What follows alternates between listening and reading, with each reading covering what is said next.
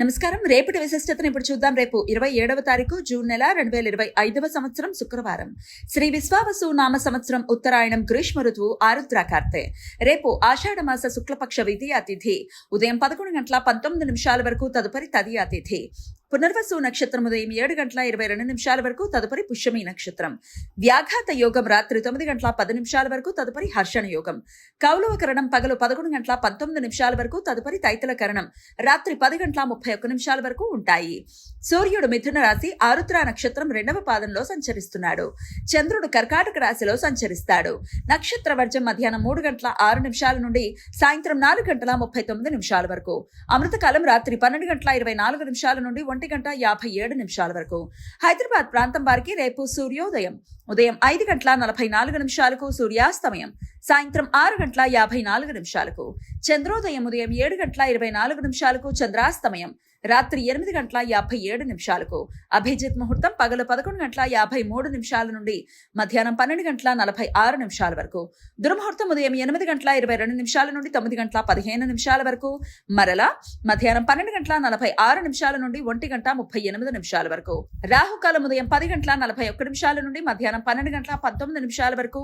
గుళిక కాలం ఉదయం 7:23 నుండి 9:02 వరకు. యమగండం మధ్యాహ్నం 3:37 నుండి సాయంత్రం 5:15 వరకు. రేపు పూరి జగన్నాథ స్వామి రథయాత్ర. జగన్నాథుడు అంటే ప్రపంచం అంతటినీ ఏలే శక్తి అని అర్థం. హిందువులు ఒక్కసారైనా పర్యటించాలి అనుకునే 4 ప్రధాన క్షేత్రాలు చార్ధామ్లలో పూరి ఒకటి. బ్రహ్మపురాణం, పద్మపురాణాల ప్రకారం ప్రతి సంవత్సరం ఆషాఢ శుక్లపక్ష విధియ రోజు జగన్నాథ రథోత్సవం జరుగుతుంది. ఈ రథయాత్ర జగన్నాథ స్వామి ఆలయం నుండి ప్రారంభమవుతుంది. స్వామి అన్నగారు అయిన బలభద్రుడు, చెల్లెలు సుభద్ర, సుదర్శనులతో కలిసి 3 రథాలలో యాత్ర ప్రారంభమయ్యి మౌసిమా అని పిలువబడే స్వామివారి మేనత్త దేవాలయం మీదుగా గుడిచా దేవాలయంకి చేరుకుంటుంది. ఈ 3 రథాలను ప్రతి సంవత్సరం ప్రత్యేకమైన చెక్కతో నిష్ణాతులు అయిన వడ్రంగులు తయారు చేస్తారు. జగన్నాథ స్వామి రథాన్ని నందిఘోష అని పిలుస్తారు. ఈ రథం 45 చదరపు అడుగుల వైశాల్యం కలిగి 45 అడుగుల ఎత్తు ఉండి 7 అడుగుల వ్యాసంతో ఉండే 16 చక్రాలు ఉంటాయి. పసుపు పచ్చని తోరణాలతో రథం అలంకరించి రథ పతాకం కూడా పసుపు రంగులో ఉంటుంది. బలభద్రుని రథం పేరు తాళధ్వజ. 44 అడుగుల ఎత్తులో ఉండి 7 అడుగుల వ్యాసంతో 14 చక్రాలు ఉండి ఎరుపు, ఆకుపచ్చ రంగులతో ఉన్న వస్త్రాలతో అలంకరించబడి ఉంటుంది. సుభద్రాదేవి రథం పేరు ధ్వర్పదాలన, అంటే అహంకారాన్ని అణిచే తత్వమని అర్థం.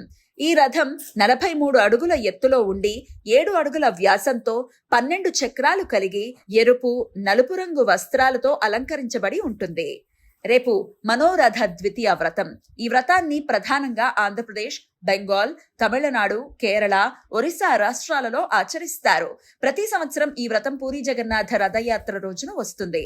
రేపు కృష్ణ భగవానుణ్ణి పూజించడం సాంప్రదాయం. రేపు వ్రతం ఆచరించేవారు వేద బ్రాహ్మణులను ఇంటికి ఆహ్వానించి అన్నసంతర్పణ చేసి వారికి కానుకలు ఇవ్వటం, వారి ఆశీర్వచనాలు పొందటం వలన ధన ధాన్య సంతాన వృద్ధి జరుగుతుంది అని, కోరుకున్న కోరికలు నెరవేరుతాయి అని నమ్మకం. ఇదే వ్రతాన్ని పాల్గొన మాసంలో శక్తి ఆరాధనతో చేస్తారు. శుక్రవారం పునర్వసు నక్షత్ర కలయిక ఉండటం వలన సర్వార్థ సిద్ధి యోగం రేపు సూర్యోదయం నుండి ఉదయం 7:22 వరకు ఉంటుంది. ఈ సమయంలో నూతన వ్యాపార ప్రయత్నాలు చేయడానికి, కొత్త పనులు ప్రారంభించడానికి అత్యంత అనుకూలం. ఏకార్గళ దోషం రేపు ఉదయం 7:22 నుండి రాత్రి 9:10 వరకు ఉంటుంది. వ్యాఘాత యోగం జరుగుతున్న సమయంలో రవిగ్రహం ఆరుద్ర నక్షత్రంలోనూ, చంద్రగ్రహం పుష్యమి నక్షత్రంలోనూ సంచారం చేస్తున్నప్పుడు ఈ దోషం ఏర్పడుతుంది. ఈ సమయంలో శుభకార్యాలు చేయడానికి అనుకూలం కాదు. చంద్ర బుధ గ్రహాల మధ్య సమాగమనం రేపు పగలు 11:33 ఏర్పడుతుంది.